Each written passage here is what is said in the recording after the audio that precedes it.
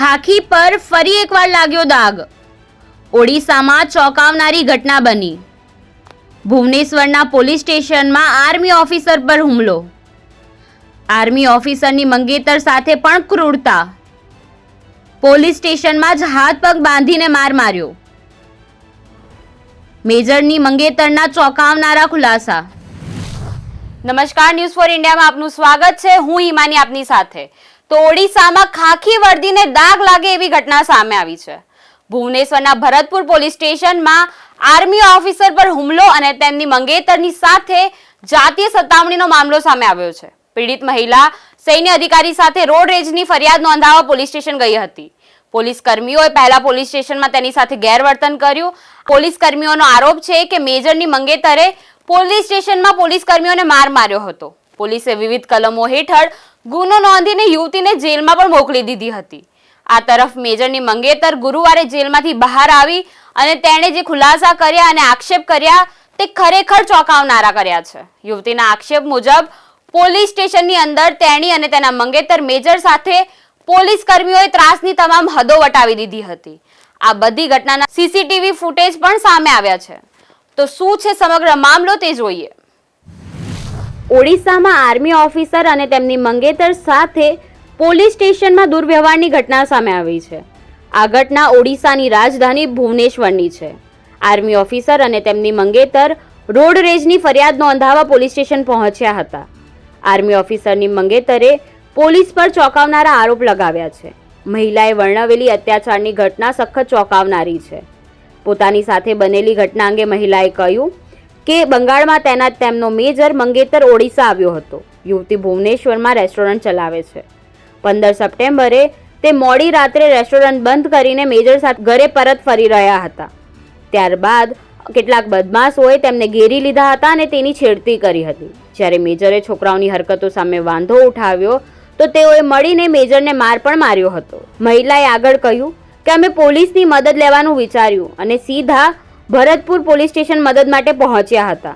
Army ઓફિસરની મંગેતરે વધુમાં કહ્યું, જ્યારે અમે ભરતપુર પોલીસ સ્ટેશન પહોંચ્યા તો ત્યાં સિવિલ ડ્રેસમાં એક લેડી કોન્સ્ટેબલ હાજર હતા. અમે કોન્સ્ટેબલને એફઆઈઆર નોંધવા અને બદમાશોને પકડવા માટે પેટ્રોલિંગ વાહન મોકલવા વિનંતી કરી હતી. પરંતુ મહિલા કોન્સ્ટેબલે અમને મદદ કરવાને બદલે અમારી સાથે ગેરવર્તણૂક શરૂ કરી દીધી હતી. થોડા સમય પછી કેટલાક વધુ પોલીસ કર્મીઓ પણ પોલીસ સ્ટેશન પહોંચ્યા હતા અને આર્મી ઓફિસરને ફરિયાદ નોંધાવવા કહ્યું હતું. વધુમાં મહિલાએ કહ્યું, આ તરફ પોલીસે અહીં તેમની ફરિયાદ નોંધી ન હતી. જ્યારે મેજર અને તેમના મંગેતરે સવાલો ઉઠાવ્યા તો પોલીસ કર્મીઓએ તેમને ટોર્ચર કરવાનું શરૂ કરી દીધું હતું. યુવક ઇન્ડિયન આર્મીમાં હોવાથી મોટો મામલો બની શકે છે. આથી પોલીસે તેની સાથે કંઈ કર્યું ન હતું, પરંતુ તેના મંગેતરને લોકઅપમાં બંધ કરી દીધો હતો. પોલીસ કર્મીઓને કોઈ વાત પર ગુસ્સો આવી ગયો હતો અને મંગેતરને લોકઅપમાં પૂરી દીધો હતો. જ્યારે મેં કહ્યું કે તેઓ આર્મી ઓફિસરને કસ્ટડીમાં ન રાખી શકે એ ગેરકાયદે છે, ત્યારે 2 મહિલા પોલીસ કર્મીએ મારા વાળ પકડી લીધા અને મને સખત મારવાનું શરૂ કરી દીધું અને કોરિડોરમાંથી ખેંચીને એક રૂમમાં લઈ ગયા. અહીં તેઓએ યુવતીના હાથ પગ બાંધી દીધા અને મારવાનું શરૂ કર્યું હતું. અને જ્યારે એક પોલીસ મહિલાએ યુવતીનું ગળું દબાવ્યું ત્યારે તેણે પોતાના બચાવ માટે તેના પોલીસ કર્મીના હાથ પર વચકું ભરી લીધું હતું અને જેના કારણે તેઓ વધુ ગુસ્સે થઈ ગયા હતા અને વધુ મારવા લાગ્યો હતો. જાતીય સતામણીનો ગંભીર આરોપ લગાવતા મહિલાએ અનેક આક્ષેપો પણ કર્યા છે. કહ્યું કે પુરુષ પોલીસવાળાએ મહિલા સાથે જાતીય સતામણી કરી હતી. ઘટના 15મી સપ્ટેમ્બરની છે. પોલીસે દુષ્કર્મના આરોપમાં પીડિતાની ધરપકડ કરી હતી. 19 સપ્ટેમ્બરે હાઈકોર્ટમાંથી જામીન મળ્યા બાદ તેની સારવાર ભુવનેશ્વર એમ્સમાં કરવામાં આવી હતી. ત્યારબાદ તેણે આ ખુલાસો કર્યો હતો. પીડિતાના આરોપો બાદ ડીજીવાયબી ખુરાનિયાના નિર્દેશ પર ગુરુવારે ચાંદકા પોલીસ સ્ટેશનમાં ફરિયાદ નોંધાવવામાં આવી હતી. તેણે ક્રાઇમ બ્રાન્ચને તપાસનો આદેશ પણ આપ્યો છે. ત્યારબાદ ભરતપુરના ઇન્સ્પેક્ટર ઇન્ચાર્જ સહિત 5 પોલીસ અધિકારીઓને સસ્પેન્ડ પણ કરવામાં આવ્યા છે. જોકે પોલીસે આ આરોપોને નકારી પણ કાઢ્યા છે અને ઘટનાનું અલગ સંસ્કરણ પણ રજૂ કર્યું છે.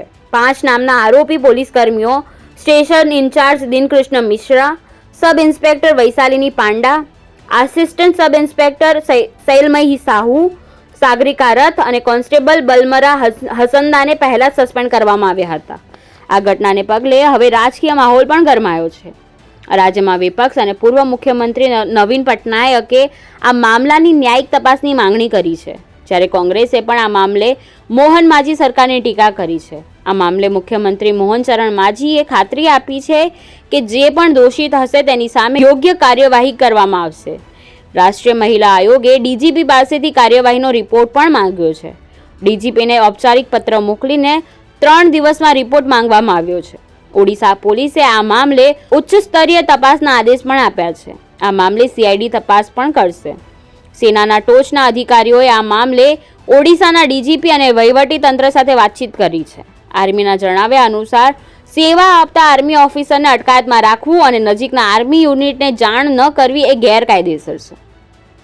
फौजी होने के नाते मुझे बहुत ही दुख, शर्म और ग्लानि महसूस होती है कि हम किस तरह के देश को आगे बढ़ावा दे रहे हैं. बीजेपी के राज में जिस तरह से 10 साल के अंदर पिछले जिस तरह की घटनाएं बढ़ती चली जा रही हैं, महिलाओं के खिलाफ, आदिवासियों के खिलाफ, फौजियों के खिलाफ, जिस फौज के कंधे पे बंदूक रखकर ये हर तकलीफ की आड़ में फौज का इस्तेमाल करते हैं और आज उसी सेना से संबंध रखने वाले हमारे सैनिकों से उनको उनकी हिफाजत नहीं कर सकते. तो मोदी जी, मुझे शर्म आती है कि 10 साल में आपने ऐसा हमें देश दे दिया है जहां पे असहनशीलता, इनटॉलरेंस और इनडिसिप्लिन और क्राइम ही क्राइम है. और क्राइम किसके खिलाफ? फौज से संबंध रखने वाले लोगों के खिलाफ. ये ब्रिगेडियर साहब की डॉटर है, एक सक्षम व्यक्ति की डॉटर, सक्षम इंडिपेंडेंट महिला. अगर वो इस देश में, उड़ीसा प्रदेश के अंदर अगर वो सेफ नहीं है तो मेरे ख्याल से कोई भी लेडी, कोई भी जवान, सैनिक, आम आदमी, आम नागरिक सेफ नहीं हो सकता. सेफ्टी के लिए आप पुलिस के पास जाते हैं. जब आप पुलिस में पहुंच जाते हैं तो कम से कम पीछे जो 10, 12, 15 लोग जो आपको, हुलीगन्स जो आपको चेस कर रहे थे, आप महसूस करते हो कि आप सेफ जगह के ऊपर पहुंच गए हैं. पुलिस मुझे प्रोटेक्शन देगी, कानून व्यवस्था मुझे प्रोटेक्शन देगा. लेकिन वहां पे भी हैवानियत होती है. वहां पे भी हैवान बैठे हुए थे, 5 पुलिसकर्मी, जिनमें से उस समय पर सिर्फ एक महिला थी जो अपनी नाइटी के अंदर थी. ये मॉडल पुलिस स्टेशन था जिसको 6 महीने पहले ही हैंडओवर किया गया था, सबसे बड़ी फैसिलिटीज के साथ. लेकिन सुप्रीम कोर्ट की अवहेलना करते हुए उनके आदेश हैं कि सीसीटीवी होगा. 6 महीने पहले मॉडल पुलिस स्टेशन बना, हैंडओवर हुआ, जिसके अंदर सीसीटीवी नहीं इंस्टॉल किए हुए थे. तो ऐसी जगह के ऊपर कैसे हम उम्मीद कर सकते थे कि हमारे लोगों को किस तरह से सेफ्टी महसूस होगी या सेफ्टी मिलेगी. और पुलिस कर्मियों ने जिस तरह की हैवानियत की है, उस लड़की के साथ जिस तरह की हरकतें हुई हैं, वो बयान करने लायक नहीं है. इतनी शर्मनाक है कि हमने अपने 30 साल के फौज के कैरियर के अंदर ऐसी बात नहीं सुनी. जब आप प्रोटेक्शन के लिए पुलिस के पास पहुंच जाते हैं तो आप सेफ महसूस करते हैं. J&K में जब आप एक इस तरह की हरकत होते हुए, पुलिस वाले भी लोग जब हमारे J&K के अंदर, कैंटोनमेंट के अंदर पहुंच जाते हैं, तो चेज होते हुए भी पहुंच जाते हैं, तो सेफ महसूस करते हैं. हमने कभी उनकी अवहेलना नहीं की, हमने कभी उनका उत्पीड़न नहीं किया.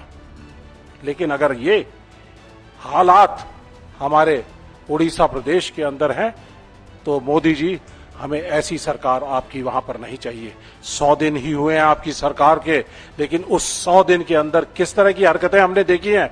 जिस तरह से इन्होंने बताया कि एक सार्जेंट वैकुंठ प्रधान के साथ एक सही गाड़ी ना भेजने की वजह से उनके गवर्नर रघुवर प्रसाद जी के बेटे ने किस तरह से उसके साथ बदसलूकी की, मार पिटाई की. और पब्लिकली उनके लड़के ने भी और उनके साथ उनके साथियों ने भी. ये है गुंडा राज. ये बीजेपी के असहनशील, इंटॉलरेंस और इनडिसिप्लिन और जो तानाशाही शासन है, उसका एक नतीजा है। हमने नहीं देखा था ऐसा।